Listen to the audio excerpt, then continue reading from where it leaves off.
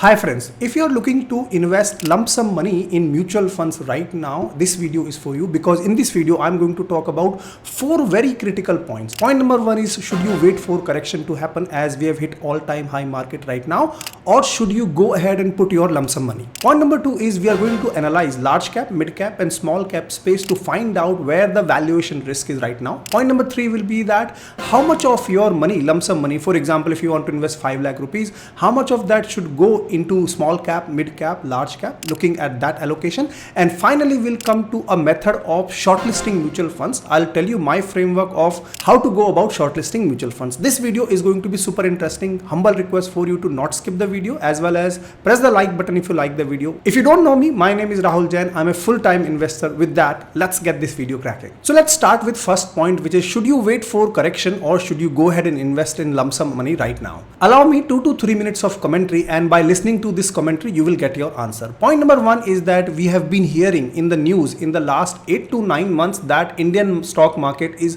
highly overvalued and there is going to be a deep correction. For example, in the month of January, this came out that Nifty is overvalued by 20% and we might see a deep correction in the next 6 to 9 months. And guess what has happened? Since January 1st, Nifty has gained another 15%. Then in the month of March, our regulator SEBI said that there is a froth building in the mid cap and small cap space, and guess what, even now small cap space and the mid cap space is hitting all-time high. Again, in the month of July, I was reading this news article in the news that Sensex has gained 8,000 points in just 1 month and Nifty is topping 24,400 level. Are we looking for a deeper correction right now? Here we are sitting in the month of August. There has not been any sustainable deeper correction that I have seen in the market. In fact, I created a post on my YouTube member community talking about 7 to 8 big events that have happened in the last 9 months to 12 months. So for example, Israel-Palestine war, interim budget in the February, election fears that happened in the month of June, full budget came, Japan-US crisis happened, Hindenburg 2.0 happened, FI started selling their stocks, and none of this has led to a meaningful correction in the Indian stock market. On a side note, I post on a daily basis on my YouTube member community, bringing you a lot of insights from the market that will clear all your confusion. So please consider joining my YouTube member community and you are going to learn a lot. It will help you improve your investing style. You will find the link in the description or in the pinned comments. Give it a go for 1 month and see if it helps or not. Coming back to the topic here, I do not see any inherent signals or triggers that will take the Indian market to a deeper correction which is sustainable. Please understand the meaning of sustainable here. There might be a correction of 2%, 3%, 5%, 8%, but the question is, will it remain down or not? Will the Indian stock market remain down for a longer period of time or not? What we have seen in the last 9 months to 12 months is that the data tells us that it is not down for a longer period of time. The moment stock market comes down by 2 to 3%, 5%, the stock market goes back up immediately within the days, not even weeks and months. So in my view, I remain extremely bullish on Indian stock market. That does not mean we should just go ahead and pour our lump sum money blindly. No, I will tell you one of the risks that you need to understand, and more importantly, I'll also discuss how to go about mitigating that particular risk. So in order for me to explain the risk associated with lump sum investing, allow me 2 to 3 minutes of time, and I'm going to use small cap 250 index here. Have a look at my screen and you will very quickly notice that between 7th of February and 14th of March, the Nifty small cap 250 index corrected by almost 15%. Now just imagine that on 7th of February, if you had put in 5 lakh rupees into Nifty small cap 250 index or equivalent mutual fund, then for the next 40 days, around 37 days, you will be really biting your nails because the index was continuously going down and losing almost 15%. So what will happen in that case is that you are going to lose your faith in the Indian stock market and you will say that, yeah, I made a mistake here. I put in lump sum money in small cap index because everybody was saying that market will not fall, and then I've lost 15%. You are likely to exit the stock market completely. You are going to have a very, very bad experience. You might have sleepless nights as well, right? So the risk here is that in the short term, if the market corrects, then you are going to get jittery, right? And I do not want you to do that. I do not want you to have butterflies in your tummy, because ultimately what happened after that, if you notice, the small cap index gained within the few days. As you can see here, it has gained almost, and after that it is now all-time high, running at around 18,000 level. So coming back to how to mitigate this particular risk here in terms of a short-term correction that you might see and how to take care of that, I want to introduce a beautiful concept of systematic transfer plan. Again, allow me 2 minutes of time and you will understand that in a very easy language. So here are two steps. First step is go ahead and select your mutual fund house, right? For example, if you like Axis Mutual Fund House or Nippon or Motilal Oswal, whichever is your preferred mutual fund house, you need to pick that one first of all. So I'm taking for an example here Axis Mutual Fund. First thing you will do is, let's say you want to put 5 lakh rupees of lump sum money, put that into a debt mutual fund, a short-term debt mutual fund. So for example here, if you go with Axis, you are going to see Axis short-term fund or Axis ultra short-term fund, right? These are short-term debt funds and your money is not put into the equities, it is put into the debt instrument, which are very safe relatively, right? And you're likely to generate somewhere 6 to 7% of returns, right? Point number one is choose, for example, let's say here we are going to say Axis ultra short-term fund. You park your 5 lakh rupees lump sum into that particular fund. Then comes the step number 2, which is from this Axis ultra short-term fund, you are going to set up a concept called systematic transfer plan, meaning you will tell this mutual fund house that on a daily basis from my Axis ultra short-term fund, automatically the money should go into the choices of your equity mutual fund. So for example, in case of Axis, the large cap mutual fund is called Axis Blue Chip Fund, mid cap is called Axis Mid Cap Fund, flexi cap is called Axis Flexi Cap Fund. So on a daily basis you will set up something called a systematic transfer plan, and this money will start to move from your short-term fund to the choices of your fund that are within that particular mutual fund house. Now why we are doing this? There are two big advantages of doing that. Number one is that on a daily basis you are investing in the equity market, meaning that you are averaging your cost of buying, and just imagine that after 10th day or 12th day, if there is a correction, you are not worried about it because you are buying on a daily basis, right? Now whether you set it for 30 days, you set it for 45 days, 2 months, depends on your risk appetite. And again, I will talk about some of the valuation concerns as well in a few minutes. But the point is that you need to really understand this concept of STP. Second advantage is that while you are waiting for your money to go into the stock market on a daily basis, your money that you put into the ultra short-term mutual fund is trying to generate also the returns which is equivalent to FD, which is 6 to 7%. So rather than leaving this money in your bank account and not getting more than 2% of your interest, what you are essentially doing is putting this money into a ultra short-term fund, and you are generating somewhere between 6 to 7% of money. So you are regularly getting that money as well into your bucket. And this method of STP is not something that I have devised or I have invented. It is a very traditional method of putting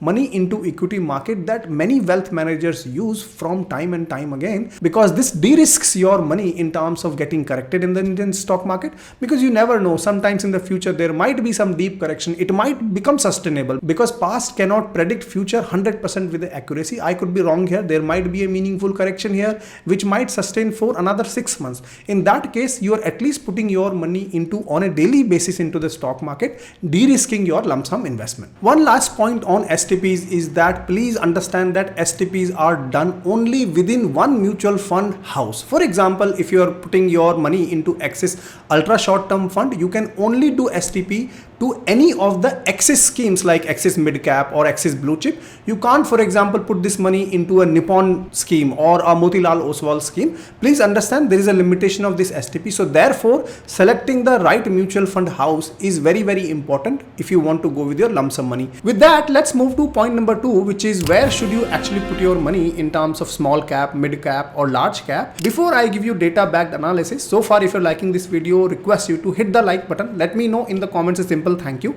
It will motivate me to come up with such content for you at zero cost. Also, you can consider subscribing to my YouTube member community, as you can learn practically from my daily posts that I do on my YouTube member community.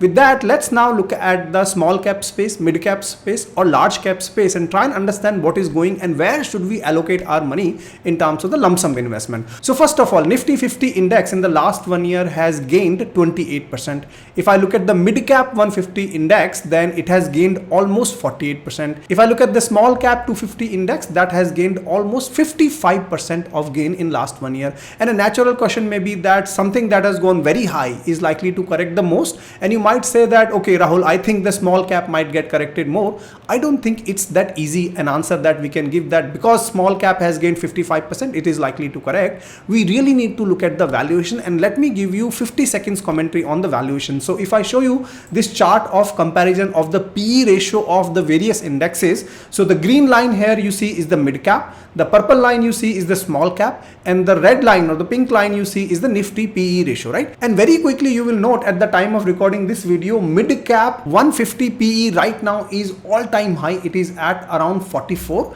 while small cap is at around 32, while the Nifty 50 is at around 23. So from a PE ratio perspective right now, if you see, mid cap 150 space is the most overvalued. And if you see the shift here, March 27, there is a significant shift where the valuations or the prices of the mid cap space has gone very high while their earnings are lower if you put 150 companies together. Again, I'm not trying to complicate, I'm trying to give you a very simple explanation that if you look at the PE ratio right now, mid cap space looks very high in terms of the PE. What about the PB ratio? Let me also give you that analysis here. If you compare the PB ratios, very similar picture here. If you see, mid cap 150 is running at a PB of 5.52 at the time of recording this video. Small cap, which is in purple color, is at 4.51, and Nifty 50 is at 4.17. So in my view right now, large cap stocks from a PE perspective, PB perspective are not highly overvalued as compared to mid cap and small cap. Small cap is not that highly overvalued right now if you compare from a PE and PB perspective, while the mid cap is highly overvalued. Now comes the important question, Rahul, given this information, if you were to invest 5 lakh rupees right now in the lump sum, where should you go? Let me now walk you through the allocation framework that I would use right now. Just on a side note, if you are a pure index investor, in my view, you need to consider the reputed mutual fund AMCs, for example, Axis, for example, Motilal Oswal, for example, Nippon, for example, UTI, and check their total expense ratio, because in the index investing, what really matters is the total expense ratio. Lower the total expense ratio is better it is. Please understand that point, because in a long run, it is going to save you a lot of money. Moving on to point number 3, which is how much you should allocate to mid cap, large cap or small cap space. It really depends on your risk appetite. So for example, if you're a conservative investor and you do not want to take any risk, you do not want to see your portfolio going down by even, let's say, 5% or 8%, in that case, it really depends on your time horizon, second factor. So have a look at this grid, and what you are going to see is if your time horizon is less than 1 year of investment, then I would say that please do not invest in equities mutual funds, because they are not safe for you. There might be correction. You might get worried about the correction and might exit the stock market, might book the losses, etc. So less than 1 year, I would not recommend you to have any exposure to the equity mutual funds.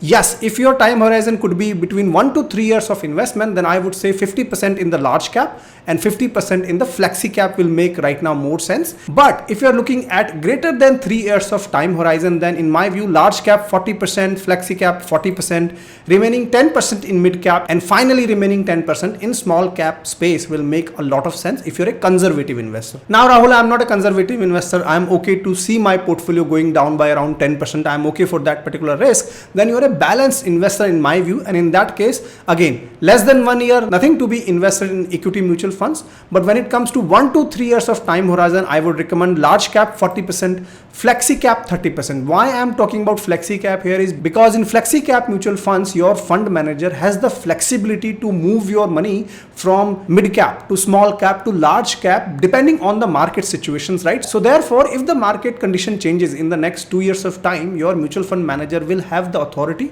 to make that decision on your behalf. Therefore, 30% of allocation in flexi cap mutual funds make a lot of sense in my view. Mid cap 10% and small cap 20%. Why mid cap 10%? Because of the valuation concerns we saw just now in the previous section. In my view, 20% in small cap will make more sense, and mid cap should be capped to 10%. If you're looking at greater than 3 years of time horizon, being a balanced investor, I would say 30% in large cap, 20% in flexi cap, and 20% in mid cap and 30% in small cap, because you're increasing mid cap and small cap exposure over a longer period of time. That volatility that you see in the mid cap and small cap will not have detrimental impact onto your portfolio. Finally comes the aggressive investor. If you are okay to take the risk and see the volatility of up to 25% in your mutual fund portfolio, in that case, less than 1 year, nothing to invest in the equity mutual funds. 1 to 3 years, then your large cap and flexi cap can come down to, let's say, 20% each. Mid cap and small cap can remain 30%, which is going to give you a better returns hopefully after the 1 to 3 years of time period. If you look at the greater than 3 years of time period, then even your risk or volatility goes down further. 10% in large cap, 20% in flexi cap, 30% in mid cap, and 40% in small cap is the allocation that I will use. I'm not a SEBI registered investment advisor. Please go ahead and consult your financial advisor. These allocations are my own thought process, my own analysis, and I do that time and time again for my own investment. I'm sharing it on this public platform openly, but please make sure you do not take these as a recommendation. These are broad guidelines that you can follow if you were to invest lump sum money in the mutual fund space. Okay, moving on to the point number 4, which is, okay, which mutual funds, Rahul, we can consider to park our lump sum money right now. So I am not going to give you the names of the mutual funds because 1 year down the line, 2 year down the line, there might be substantial changes in the mutual fund management itself. In terms of the mutual fund manager might get changed, their expense ratio might get changed, blah blah blah. Instead of giving you exact names, what I will give you is a free tool, and also I will give you a framework in terms of how to go about shortlisting the mutual fund. So for that, what you need to do is go to this free website tool called tickertape.in. Simply go and click on the mutual fund screener here, start screening, and you're going to see all the mutual funds listed here. 1400 mutual funds. A lot of mutual funds are there for you to pick up. A lot of choices are there. What you simply do is go into the equity and select the space that you want to analyze. So for example, let's go for example, small cap mutual fund category, and we get 28 mutual funds. What now we are going to do is we are going to add some more filters. So you're going to see this 3 years average annual rolling return. It is only for the pro members, so you will have to subscribe to get this, but I am already a subscribed member. That's why I'm getting this here. Again, not a promotion I'm doing for Ticker Tape. It's a free tool. You can go ahead and use it. I'm just going to select that. Also, I'm going to look for Sharpe ratio here. I think we need to look at the Sharpe ratio as well. Secondly, I will also look at the fund manager to make sure I can do some research on fund manager as well. I will also look at the volatility, very important parameter when it comes to any equity mutual fund. So look at the volatility here as well. Now, which mutual fund to shortlist really depends on your particular appetite. So for example, if you only want to concentrate on the past returns, which is 3 years of average rolling return, let me sort it out. Then you will see likes of Quant, Nippon, HSBC, Tata small cap mutual funds. They have given the best returns in the past when it comes to rolling returns in the last 3 years. But at the same time, you can also look at the volatility. For example, if I show you the volatility here in terms of the lowest volatility, if you see Quantum, SBI, PGIM, Axis, these are the small cap mutual funds that have shown the lowest volatility in the small cap space. Meaning, if all of a sudden the market corrects, these mutual funds are likely to correct lesser as compared to the other ones which have the higher volatility, right? So it really depends on your risk appetite. As I said, you can also look at the Sharpe ratio. So if I filter it out by the descending order, you will see, for example, the Sharpe ratio of Bandhan small cap mutual fund, Invesco, ITI is much better than many others. What Sharpe ratio is telling you is the return that you are getting for the risk you are taking. So in case of Bandhan small cap mutual fund, for the same risk that you are taking, you are getting higher returns, right, as compared to others. So it really depends on your own criteria. Lastly, I would highly recommend you to look at the fund managers. Here the names are given. Go ahead and look at their experience, Google their expertise, etc., because it's highly important for you to understand who the fund manager is. You need to understand their investing style before you take any bets. Again, I can't give you names here, but I've given you this simple approach. Also, please look at the expense ratio, so you can sort it out by expense ratio and look at the ones that are showing cheaper total expense ratio as well, because it will also matter. All in all, you can look at these 5 parameters to arrive at shortlist of your own mutual funds. You might score them as well. Again, it really depends on how deep you really want to go when it comes to shortlisting the mutual fund for lump sum investment. I hope in this video I've given you a lot of information about how to think about lump sum investing. It is not just, hey Rahul, give me the names of mutual funds, I'm going to put my money in there. No, that's a very wrong approach. In this video, I've given you a holistic framework about how to look at the lump sum investing in mutual funds. right from valuations to how to go about filtering out the mutual funds. It's purely for educational purpose, and if you like this video, hit the like button. Let me know in the comments a simple thank you. It will motivate me to come up with such content for you at zero cost. With that, I'll see you in my next video. Until then, keep rocking.